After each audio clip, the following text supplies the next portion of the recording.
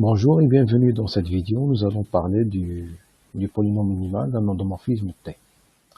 Alors tout d'abord, on va commencer par définir ce que c'est un polynôme annulateur d'un endomorphisme. Alors je fixe d'abord un endomorphisme T de E dans E, avec E un espace vectoriel qui n'a pas forcément de dimension finie. Alors on appelle polynôme annulateur de T tout polynôme non nul P tel que P de T égale à 0. Alors on définit de façon analogue la notion de polynôme annulateur pour une matrice A. Alors P est un polynôme annulateur de la matrice A s'il vérifie les mêmes conditions que pour un endomorphisme, c'est-à-dire que le polynôme doit être non nul et on doit avoir P de A égale à 0. Alors un exemple classique d'endomorphisme qui possède un polynôme annulateur est la projection. Alors on sait qu'une projection est une application qui vérifie, est un endomorphisme qui vérifie P carré égale à pi, et donc cet endomorphisme est annulé par le polynôme x moins x carré. Alors il faut noter qu'un endomorphisme ne possède pas toujours un polynôme annulateur. Alors on a l'exemple de cet endomorphisme T défini sur l'espace des polynômes à coefficient d'Anka qui a Q associé la multiplication de Q par X. Alors T du polynôme constant 1, c'est le polynôme X. T au carré de 1, c'est T de X. Et on multiplie par X, donc ça donne le polynôme X carré. Et on démontre en général qu'on a T à la puissance I de 1 égale à X à la puissance I, pour tout entier I supérieur ou égal à 0. Maintenant, on considère un polynôme P égal à alpha 0 plus alpha 1x plus alpha P à la puissance X à la puissance P. Alors, si P de T égale à 0, c'est-à-dire que P est un polynôme annulateur de T, alors on va avoir en particulier que Pt de 1 égale à 0. Or, Pt de 1, je remplace P de T par alpha 0, alpha 1t plus alpha pt à la puissance P, le tout appliqué à 1, et donc alpha 0 appliqué à 1. En réalité, ici, c'est pas alpha 0, c'est alpha 0 fois l'identité de l'espace Kx. Donc alpha 0, l'identité appliquée à 1, c'est alpha 0, c'est le polynôme constant, alpha 0. Et puis alpha 1t de 1, c'est alpha 1x, plus alpha p, x à la puissance p. Et donc là, on retrouve le polynôme p. Et donc on obtient que p égale à 0, et donc t ne possède pas un polynôme annulateur. Alors il faut préciser ici que le t agit sur un espace de dimension infinie. Alors dans l'exemple qui suit, on va considérer une matrice dans MNK qui est de dimension finie. Alors on démontre que n'importe quelle matrice A possède un polynôme annulateur. En réalité, ça vient du fait que la dimension de MNK égale à n carré implique que la famille A à la puissance I avec I compris entre 0 et n carré est une famille qui est forcément liée. Parce que cette famille contient n carré plus 1 élément.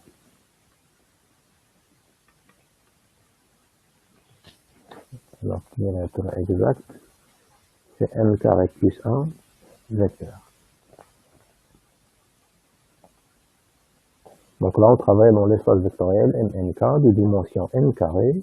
Et donc, on a un ensemble qui contient n carré plus 1 vecteur. Et donc, forcément, c'est un ensemble ou une famille qui est liée. Alors, si lié, ça veut dire qu'il existe des scalaires alpha i, pour i entre 0 et n carré, qui ne sont pas tous nuls. Ça, c'est très important. Qui ne sont pas tous nuls et qui vérifient alpha n carré à la puissance n carré plus alpha n carré moins 1 à la puissance n carré moins 1 plus alpha 0 fois l'identité de MNK égale à 0. Maintenant, je pose P, c'est ce polynôme. Alors, ce polynôme n'est pas nul parce que ses coefficients ne sont pas tous nuls. Et donc, c'est un polynôme annulateur de A. Alors, deux matrices A et B de taille n sont dissemblables s'il existe une matrice inversible Q, telle que A égale à Q moins 1 BQ. Les matrices semblables partagent beaucoup de propriétés. Alors par exemple, elles ont le même déterminant, c'est-à-dire si je prends A et B, deux matrices semblables, alors ces deux matrices possèdent le même déterminant. En effet, A et B sont semblables, se traduit par l'existence d'une matrice inversible Q, telle que A c'est Q moins 1 BQ, et donc le déterminant de A égale au déterminant de Q moins 1 fois le déterminant de B fois le déterminant de Q. Or, déterminant de Q moins 1, c'est 1 sur déterminant de Q.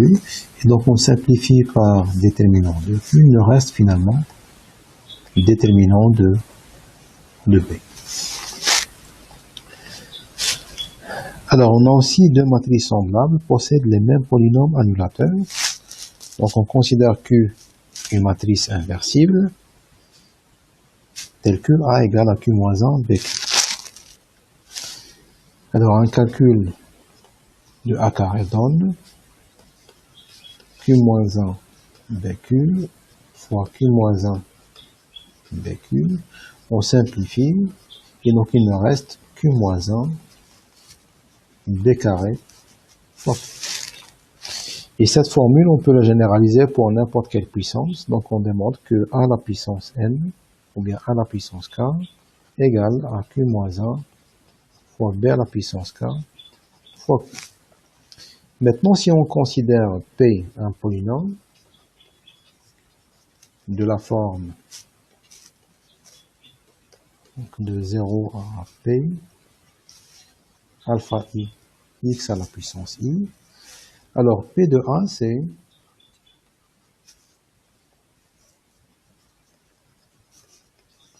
la somme de 0 à P de alpha i à la puissance i.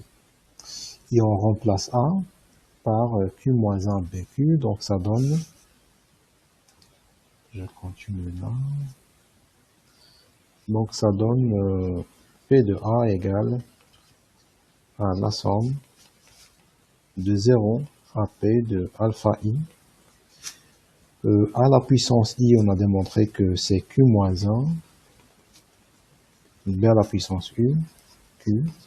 Et on factorise avec Q moins 1 et Q, donc ça donne Q moins 1 fois la somme de 0 à P de B à la puissance i, alpha i fois B à la puissance i, fois Q.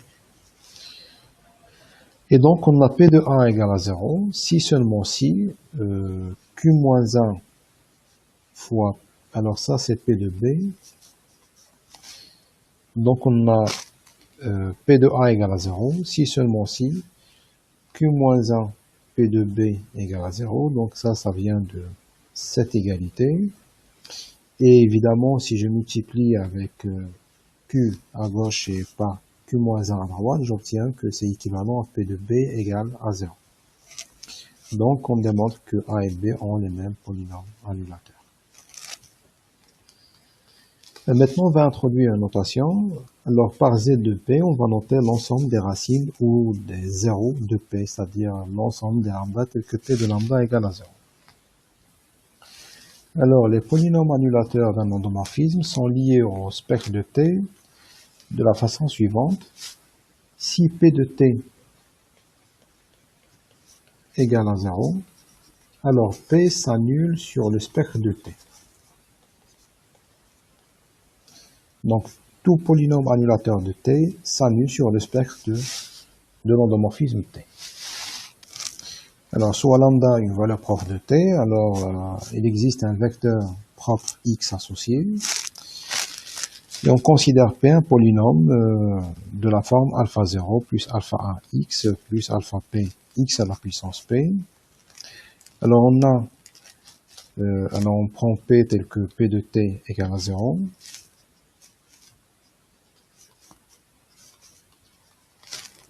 Et donc, quand j'applique P de T à X, ça donne encore 0. Donc, égal à alpha 0 X plus alpha 1 Tx plus alpha P T à la puissance Px. Alors, le fait que t de x égale à lambda x, puisque x est un vecteur propre associé à lambda, alors on a t à la puissance i de x, c'est lambda à la puissance i de x. Et donc, ça donne cette égalité. Donc, alpha 0 x, c'est alpha 0 x, donc il n'y a rien qui change.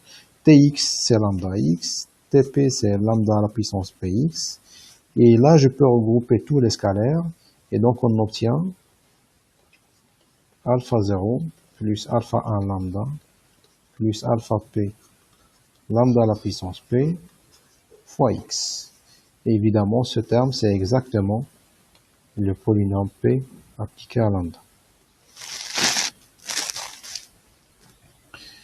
Alors, on a 0 égale à p lambda fois x. Le vecteur propre x est évidemment non nul, et donc on obtient que p lambda égale à 0. Et donc, ça démontre que le polynôme p s'annule sur sur le spectre de t, c'est-à-dire s'annule en tout point, en toute valeur propre de t. Maintenant, si on reconsidère l'exemple de la projection qui est annulé par le polynôme x fois 1 moins x, alors le spectre de t est inclus dans les racines de ce polynôme qui sont 0 et 1. Un polynôme annulateur peut aussi donner une information sur l'inversibilité de l'endomorphisme t. Par exemple, ou bien plus précisément, s'il existe un polynôme annulateur p de t, c'est-à-dire p de t égale à 0, et p de 0 différent de 0. Alors, dans ce cas, on a t est inversible,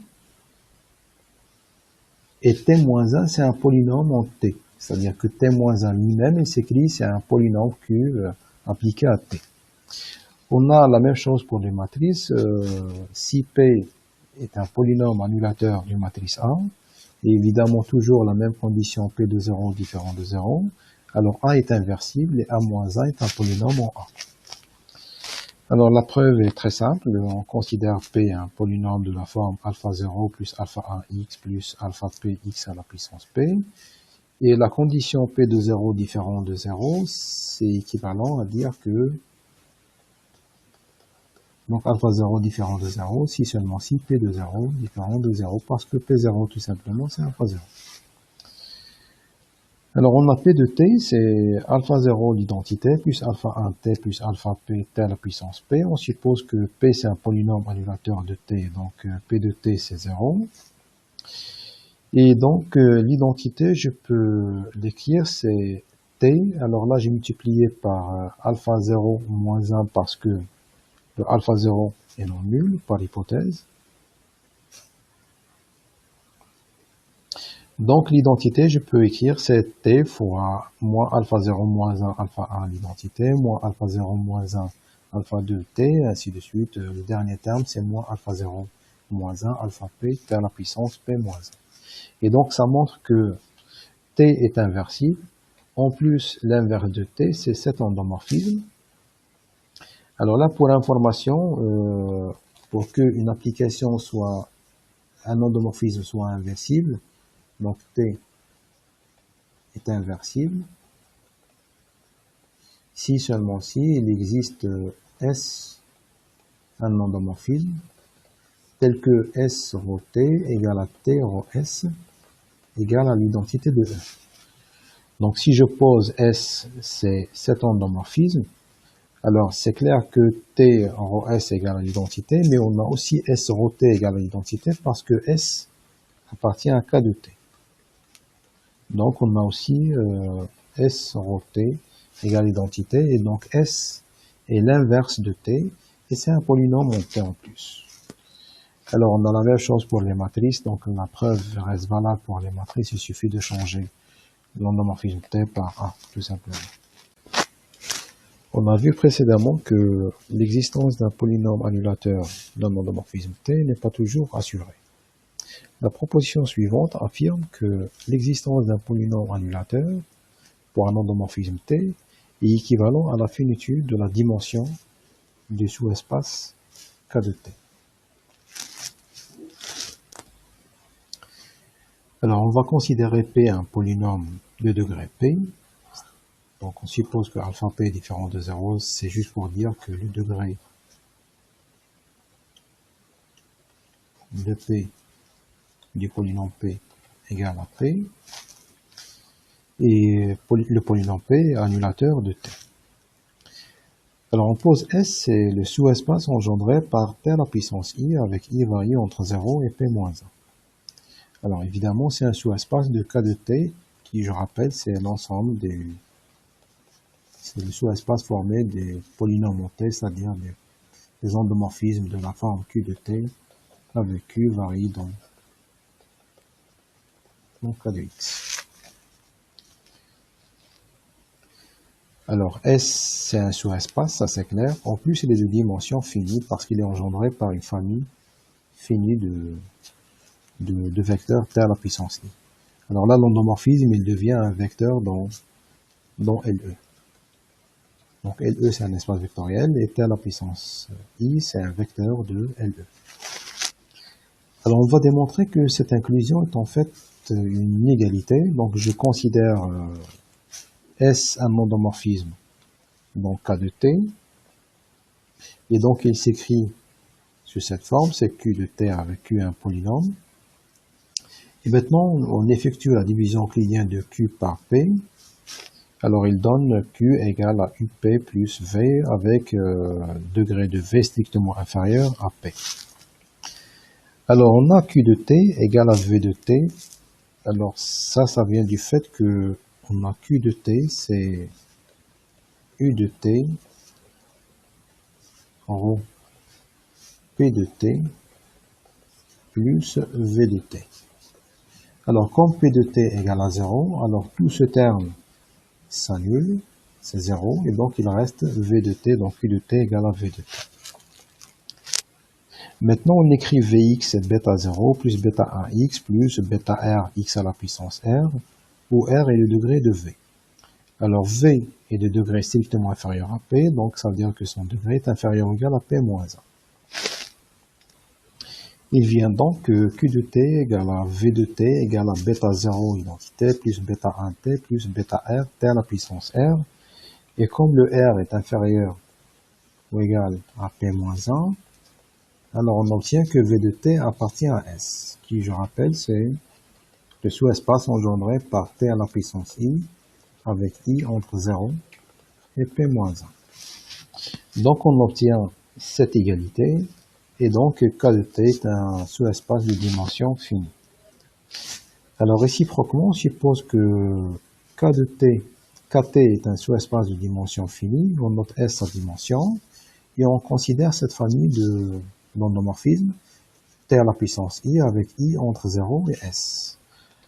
Alors, cette famille contient S plus 1 élément, ou bien vecteur, et la dimension de K de T égale à S. Donc cette famille contient plus de vecteurs que la dimension du sous-espace qui la contient. Et donc c'est une famille qui est forcément liée. Et donc s'il est lié, ça veut dire qu'il existe une famille de scalaires gamma I avec I entre 0 et S qui vérifie la chose suivante. Donc gamma 0 l'identité plus gamma 1t plus gamma s t à la puissance s égale à 0. Et donc, si je pose p de x, c'est ce polynôme, alors p de t égale à 0. Donc ça, c'est p de t. Et donc, p, c'est un polynôme annulateur de t, et p est différent de 0 parce que ses coefficients ne sont pas tous nuls. Maintenant, on a k de t, c'est un sous-espace de LE. Et donc, si E est de dimension finie, alors ça implique que LE de dimension finie, et donc K de T est de dimension finie. Et donc, dans ce cas, T possède un polynôme annulateur. Ça veut dire que dans un espace de dimension finie, tout endomorphisme T possède un polynôme annulateur. Avant d'énoncer le prochain théorème, je vais faire un petit rappel sur les anneaux principaux. Alors on considère un anneau commutatif A. Alors cet anneau est dit principal s'il vérifie les deux choses suivantes. A est intègre, ça veut dire que le produit de deux éléments de A est égal à 0 si seulement si un des deux éléments est nul. En plus, tout idéal I est engendré par A, c'est-à-dire tout idéal I s'écrit sous cette forme A fois grand A avec petit a, un élément de A. Alors l'anneau des polynômes est connu comme étant un anneau principal, donc il est commutatif, et en plus les idiots de K de X sont tous de cette forme. Si je prends I un idéal de K de X, alors forcément I il s'écrit comme P fois K de X. Alors maintenant, on dira qu'un polynôme est unitaire si le coefficient de ce monombre de plus grand degré vaut 1.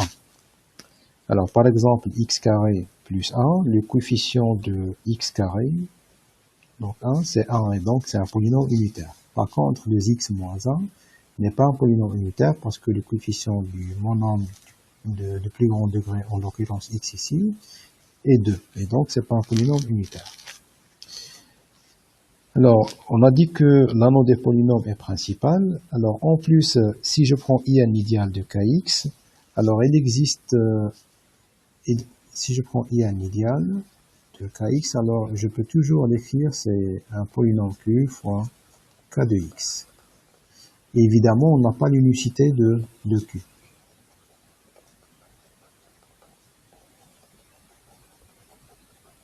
N'est pas garanti. Par contre, si je rajoute cette condition unitaire, alors le P est dans ce cas est unique. Donc il existe un seul P tel que I égale à P fois Kx. Alors autre chose, si je considère Q un autre polynôme tel que U égale à Q fois Kx, alors forcément Q, dans ce cas, c'est un scalaire fois ce polynôme P.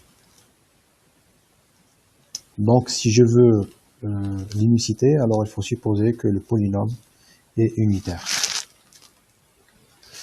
Alors, théorème fondamental de cette section, ou bien de cette vidéo, est le suivant. Si je considère T un endomorphisme, admettant un polynôme annulateur, alors il existe un unique polynôme unitaire qu'on appelle polynôme minimal et qui est noté mt tel que pour tout polynôme p, on a p de t égale à 0 si seulement si mt divise p. Alors si je remplace p par m, alors mt divise mt, donc mt égale à 0. Donc le polynôme minimal, c'est un polynôme annulateur de t. Alors pour démontrer ce théorème, on va considérer l'ensemble S des polynômes p tels que p de t égale à 0. Alors I c'est un idéal de K de X. En effet, je rappelle l'application phi qu'on a considérée précédemment, qui va de Kx dans LE et qui a P associe P de T. Alors on a démontré que phi est un morphisme d'un nombre.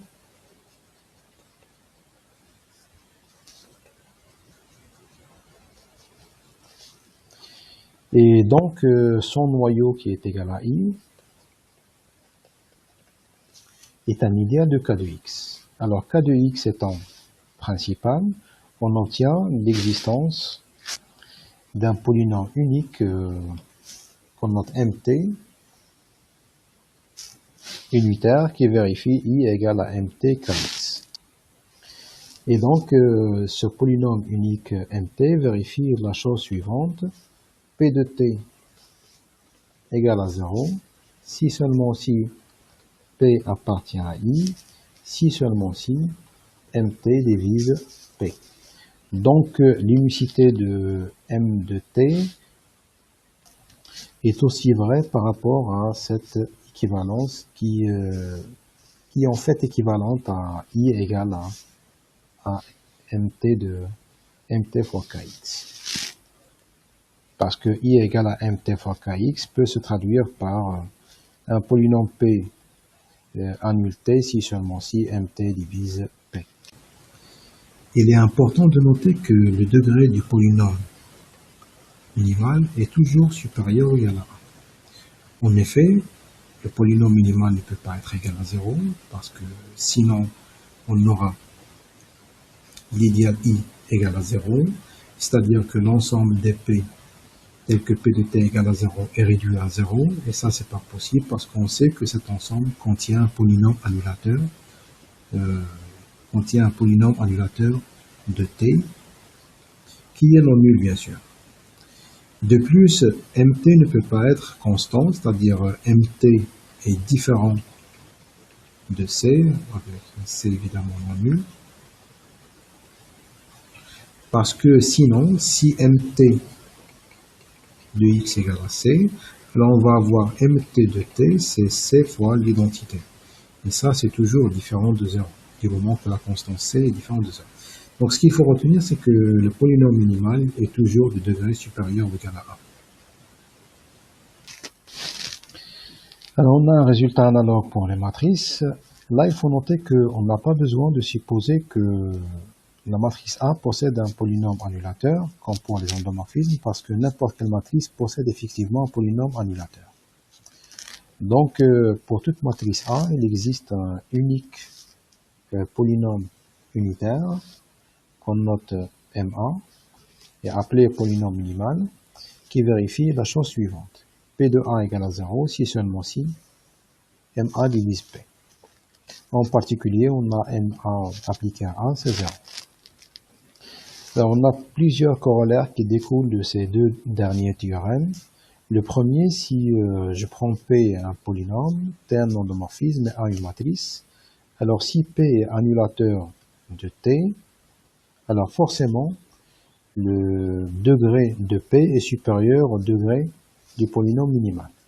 Donc là déjà, le mot minimal, ça veut dire que le polynôme il est minimal en degré. Donc le degré de tout polynôme annulateur de T est supérieur au degré du polynôme minimal. La même chose on a pour les matrices. Alors si je prends P un polynôme qui vérifie P de T égale à 0, alors forcément MT divise P. Alors évidemment le polynôme P que je considère ici, c'est un polynôme non nul, parce que sinon le résultat n'est pas vrai.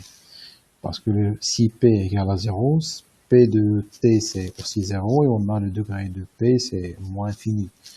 Et donc c'est inférieur au degré de MT. Donc le résultat est vrai pour tout polynôme P annulateur, c'est-à-dire de T, c'est-à-dire P de P différent de 0. Donc P de T égale à 0, ça implique que MT divise P, et donc forcément le degré de MT est inférieur au degré de P. Alors on a vu que deux matrices semblables ont les mêmes déterminants, ont les mêmes polynômes annulateurs, et là on va voir qu'ils ont même le même polynôme minimal. Donc je considère A et B deux matrices semblables. Et alors puisqu'ils ont les mêmes polynômes annulateurs, alors le fait que MA de A égale à 0, ça implique que MA de B égale à 0. La même chose, on a MB de B égale à 0, implique que MB de A, donc MB est un polynôme annulateur pour B, donc c'est un polynôme annulateur pour A aussi. Et donc, on obtient cette égalité MA de B égale à MB de A égale à 0. Alors maintenant, le fait que MA de B égale à 0, ça implique que le polynôme minimal de B divise MA. MBA égale à 0 implique que le polynôme minimal de A divise le polynôme minimal de B. Donc on a MA et B sont deux polynômes qui se divisent mutuellement et en plus ils sont unitaires. Donc on obtient forcément que MA égale à MB. Alors pour ceux qui n'arrivent pas à voir pourquoi on obtient MA égale à MB parce que MB divise MA et MA divise MB, Alors en général, si on a deux polynômes P et Q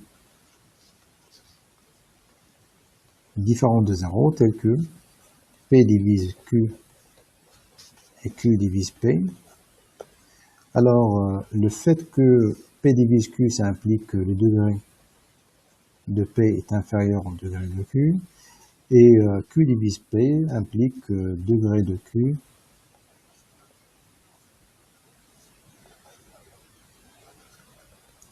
inférieur au degré de P.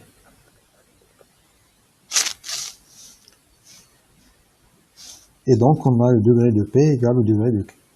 Maintenant, P divise Q, je peux écrire ça, c'est Q fois, alors, P divise Q ou bien Q divise P, donc c'est Q divise P, j'écris P c'est Q fois U, et comme P et Q ont le même degré, alors j'obtiens forcément que le degré de U égale à 1, égale à 0, pardon.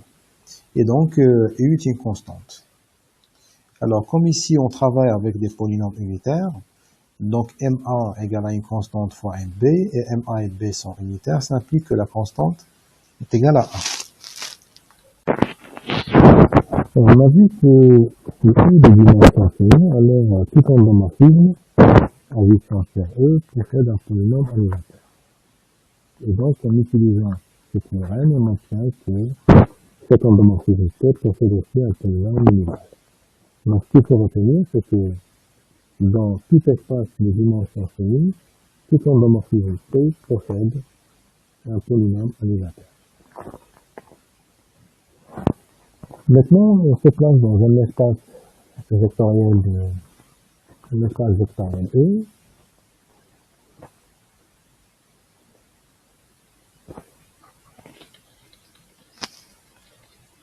De dimension finie. Et on considère P de E dans E un endomorphisme.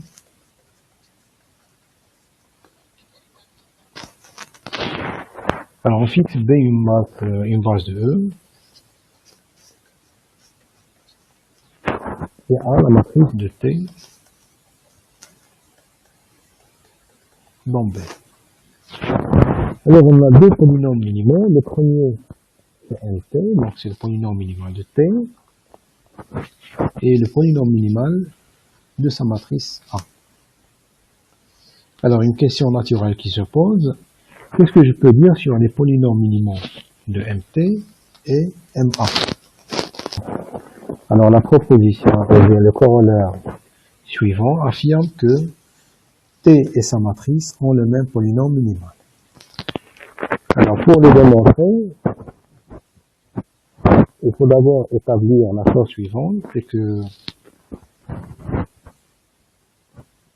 A à la puissance K, c'est la matrice dans B de T à la puissance K. Alors pour K égale à 1, ça c'est vrai.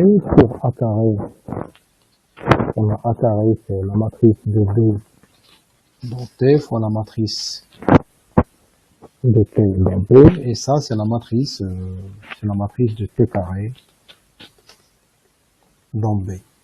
En général, on a la matrice dans B de T en S, c'est la matrice de T fois la matrice de S dans B. Et donc, en général, on peut même généraliser cette formule pour n'importe quel cas, donc ça se fait par l'occurrence. Et en plus, pour un polynôme T dans Kx, on peut démontrer facilement que P de A égale à la matrice de B dans B de P de T. En effet, si je prends Px de la forme alpha I x à la puissance I, avec I allant de 0 à K, alors P de X, alors P de A,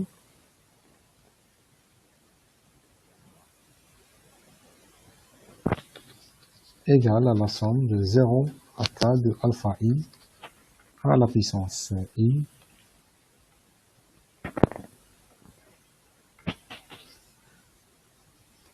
Et A à la puissance I, c'est exactement la matrice de T à la puissance I.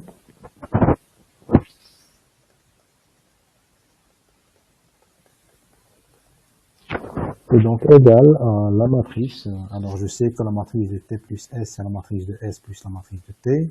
Donc ça, c'est la matrice B de la somme de 0 à K de alpha I, T à la puissance I. Et bien sûr, ça, c'est exactement P de T. Donc, je reviens à la démonstration. On a P de A, c'est la matrice de P de T. Donc, P de A égale à 0. Si seulement si, P de T égale à 0. Donc, A et T ont le même polynôme annulateur. Et donc, on obtient que MT, qui est un polynôme annulateur de T, qui est un polynôme annulateur de T et donc de A, donc il est divisible par MA. MA, c'est aussi un polynôme annulateur de A, et donc c'est un polynôme annulateur de MT. Là, vous vérifiez tout ça. Donc on a MT. On a MT de T égale à 0, implique que MT de A égale à 0. Ça vient de cette équivalence. La même chose, on a MA de A égale à 0, implique que MA de T égale à 0. Alors la première implique que MA divise MT. La deuxième implique que MT divise MA. Alors MA et MT se divisent mutuellement et donc on obtient que MT et MA sont égaux parce que les deux sont unitaires. Dans un résultat précédent, on a vu que si P est un polynôme qui annule P, alors P s'annule sur le spectre de T. C'est-à-dire que le spectre de T est inclus dans l'ensemble des racines de T. Donc ça, on l'a en général pour n'importe quel polynôme annulateur de T. Alors particulièrement pour le polynôme minimal, on a égalité. C'est-à-dire cette inclusion devient une égalité lorsque le polynôme T est le polynôme annulateur de T. Alors là, ce qu'il faut démontrer, c'est que si je prends alpha, un scalaire, ou bien lambda, une racine de m de t, alors il faut démontrer que cette racine est une valeur propre de t. Donc on prend lambda, une racine de t, et q est un polynôme à coefficient donc k tel que mtx et x moins lambda fois qx. Il s'ensuit que le degré de q est inférieur strictement au degré de mt, et donc q de t n'est pas nul parce que q ne peut pas être un polynôme annulateur. Je rappelle que si q est un polynôme annulateur, alors on aurait degré de q supérieur ou égal au degré de mt, chose qui n'est pas vraie. Donc q de t est non nul, et donc il existe un vecteur x tel que q de t appliqué à x est différent de 0. D'autre part, on a P moins lambda avant Q de T, c'est exactement MT de T qui est égal à 0. Donc, ça égale à 0 implique que T moins lambda appliqué à Q de T de X égale à 0. Et je sais que ça c'est différent de 0. Donc, ça implique que lambda appartient au spectre de T. Tout au début de ce cours, nous avons donné l'exemple d'un endomorphisme T qui agit sur l'espace T en tant que R, espace vectoriel, et qui a chaque vecteur associe sa rotation non vectorielle. Alors on a vu que si θ est différent de pi, alors le spectre de T est vide. Donc là je souligne que C est considéré comme R, espace vectoriel, et T c'est un endomorphisme de C dans C qui a chaque vecteur associe sa rotation. Donc, si la rotation n'est pas égale à kpi, alors le spectre d'un tel endomorphisme est vide. Là, dans cette remarque, on a l'affirmation que si on travaille dans un espace complexe de dimension finie, alors le spectre est toujours vide. Alors, pourquoi on a cette affirmation? C'est parce que Dans un espace vectoriel complexe, le polynôme minimal, c'est un polynôme complexe. Et je sais que, évidemment, c'est un polynôme minimal, son degré, c'est toujours supérieur ou égal à 1. Et donc, le polynôme minimal possède toujours une racine dans C. Cette racine, c'est une valeur propre du set de T. Donc, ce qu'il faut retenir, c'est que dans un espace vectoriel complexe de dimension finie, tout endomorphisme possède une valeur propre et donc possède une envie. On a vu que si E est un espace de dimension finie,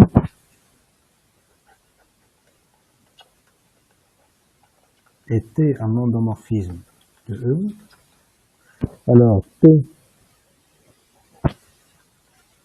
bijectif, si seulement si T est surjectif, si seulement si T est injectif.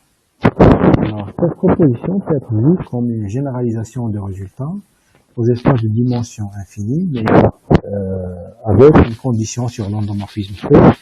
Cette condition est que T admet un polynôme annulateur. Alors, si T possède un polynôme annulateur, évidemment dans un espace de dimension infinie, parce que dans un espace de dimension finie, on sait que tout endomorphisme possède un polynôme annulateur. Donc, si T est un endomorphisme qui agit sur un espace vectoriel E, même de dimension infinie, et que cet endomorphisme possède un polynôme annulateur, alors on a les équivalents suivants. T bijectif, si seulement si T est injectif, si seulement si T est injectif. Alors, 1 implique 2, c'est clair. 1 implique 3, c'est clair. Alors, ce qu'on va démontrer, c'est que 3 implique 1 et 2 implique 1. Alors, montrons maintenant que 3 implique 1. Alors, je suppose que T n'est pas bijectif et je démontre que T n'est pas injectif. Alors, le fait de supposer que T n'est pas bijectif implique que mt de 0 égale à 0. Parce qu'on a vu que si un polynôme P est annulateur de T et P de 0 différent de 0, alors forcément T est bijectif. Alors comme T n'est pas bijectif et mt est un polynôme annulateur, alors forcément on a mt de 0 égale à 0. Et donc mt de x s'écrit comme x fois un polynôme qx. Et donc T rond q de T égale à mt de T égale à 0. Alors évidemment, q de T est différent de 0 parce que le degré de q est strictement inférieur au degré de mt. Et donc q ne peut pas être un polynôme annulateur de T. Donc je peux fixer un vecteur x non nul tel que q de tx différent de 0. Alors on a d'une part t de q de t de x égale à 0 et qtx différent de 0, donc on obtient que t n'est pas injectif. Donc on a établi 3 implique 1. Montrons maintenant que 2 implique 1, donc on suppose toujours que 1 n'est pas bijectif et on démontre qu'il n'est pas surjectif. Alors pour Tx, dans E, on a Qt appliqué à Tx égale à 0, ça vient de cette égalité. Qt rond T égale à 0, donc Qt de Tx égale à 0. Et donc, ça implique que Tx appartient au noyau de Q de T, quel que soit X dans E. Et par conséquent, l'image de T est inclue dans le noyau de Q de T, et comme Q n'est pas un polynôme annulateur de T, alors Q paire de Q de T est inclus strictement dans E. Donc, on obtient que l'image de T est strictement incluse dans E, et donc T n'est pas surjectif. Maintenant, comme tout endomorphisme agissant sur un espace de dimension finie possède un polynôme minimal, un polynôme annulateur, alors on obtient qu'en dimension finie, pour n'importe quel endomorphisme T, on a les équivalents suivants. T bijectif, si seulement si T est surjectif, si seulement si T est injectif. Donc on a récupéré les résultats qu'on connaît très bien. Donc on est arrivé à la fin de cette vidéo. Alors, je vous donne rendez-vous dans une prochaine vidéo. On va voir les polynômes caractéristiques et leurs propriétés.